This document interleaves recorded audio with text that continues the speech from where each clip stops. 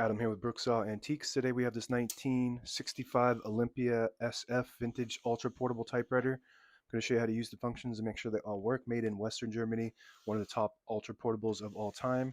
SF stands for Scribe Machine Flak, which in German means flat typewriter.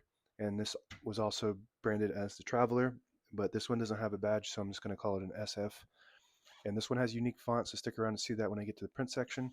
Margins are located behind the carriage. Just move them like this. I'm just going to keep that one on the edge and this one pretty close to the edge for maximum clearance. And you can also see where they are on the scale here with an arrow. So you can see that arrow there. It moves with the margin on both sides. And this lever here on the right side will flip up the paper support arm like a switchblade.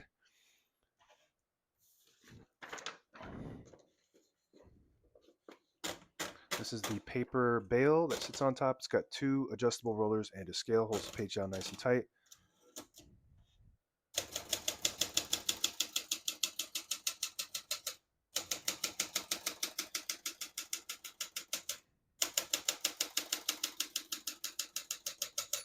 Once you hear the bell, you're near the end of the margin. Hit this line space, get you back to the beginning, and skips 1, 1.5, or 2 spaces. Right now we have it on single, but if you want 1.5, just flip this switch forward 1 notch. It skips 3 half spaces. Flip it down 1 more, it skips 4 half spaces. And if you have it on the single, it just skips 2 half spaces. And that's what we're going to keep it at for now.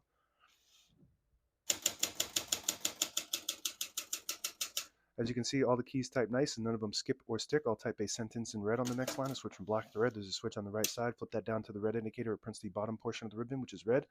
When you have it on the blue indicator in the middle, it prints the top portion of the ribbon, which is black. When you have it all the way up top, it prints no ink at all. It just leaves a stencil for copying purposes. We're going to move that down for red.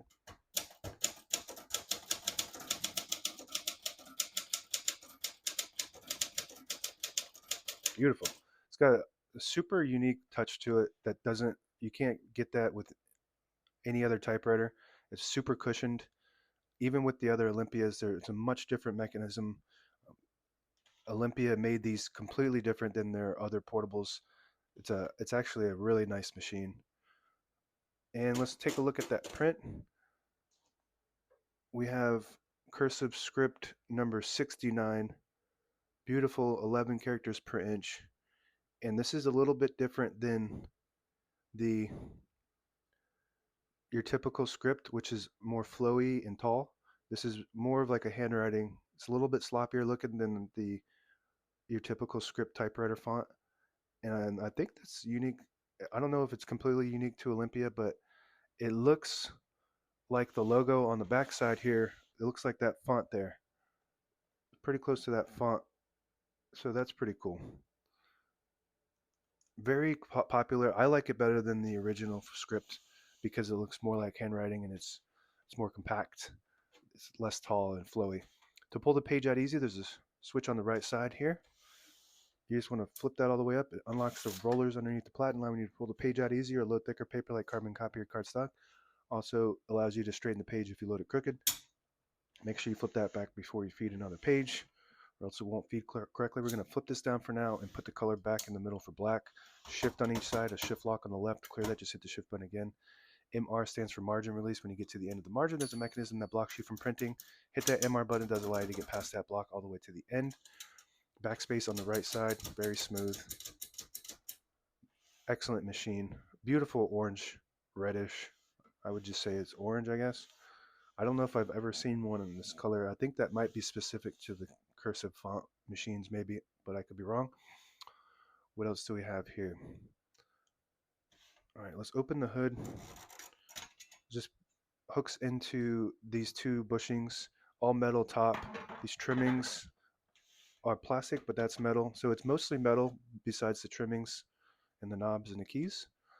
All the brand new ribbons loaded on the left side, so it's pulling to the right clockwise. If you want to switch that direction manually, there's a little switch behind either side, and you just flip it towards the middle, it'll pull to that side, and that's meant to catch the eyelet at the end of the ribbon, which is a little metal piece that catches on this, and it will swap it automatically to the side it needs to go to. And if you don't have an eyelet or it's not catching, you should just tie a knot or two near that, and it should catch better. This is your touch control, very inconspicuous. And it's got a plus and a minus sign on it. The plus is on the top side, so if you push it down, it just loads a spring that's connected to all the keys, and it increases the tension. You do have to hit the keys harder for them to print, but they respond faster. And when you lift it all the way up, less tension. I like it on low tension. It does have a little bit of a, like I said, cushiony feel to it, so it's not as light as Olivetti would be. We're just going to put this back down through those bushings, straight down like that. And right side only has the carriage release. On most ultra portables, that's the case. Super tight, smooth ride on the carriage. There's no play in there whatsoever. It's super tight. And this is the carriage, or the paper release, and this is the paper support arm release. And if you flip the line space selector all the way back, it disables the spacing when you turn the knob, so you can get to an exact spot on the page. You flip it forward, you get the clicks. Each one of those clicks is a half a space. And this is your carriage lock. Flip that switch forward, move the carriage to the middle. It locks it in the middle and doesn't lock the keys, just the carriage. To unlock it, flip that back. And that's it. Now available on eBay or Etsy or my new website, brooksawantiques.com.